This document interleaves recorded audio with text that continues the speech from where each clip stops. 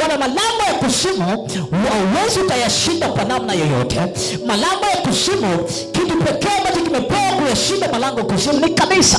That's why Petro akapewa mamlaka hii, akaambiwa kuanzia leo malango ya kuzimu hayatakuwa na nafasi kwenye maisha yako. My God, I think naongea na watu. Kuna malango mbalimbali ya kuzimu. Ndio maana ukiona hapa mwambii nimekupa funguo za mlango wa kuzimu. Anamwambia ni malango ya kuzimu. Aina namba moja ya malango ya kuzimu, kuna malango tunaita malango ya mauti. Huu ni mlango ambao ukifunguliwa, baadhi ya vitu vya watu vinaanza kufa.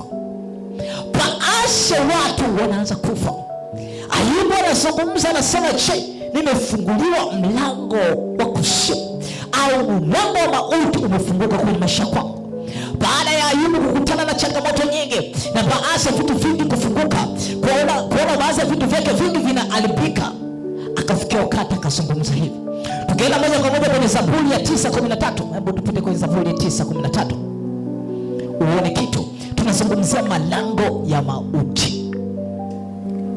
Wewe Bwana ndio unifadhili. Yes. Tazama mateso niteswayo. Yes. Na wanaonichukia. Yes. Wewe uinuaye katika malango ya mauti. Wewe uniinuaye kutoka au katika malango ya mauti.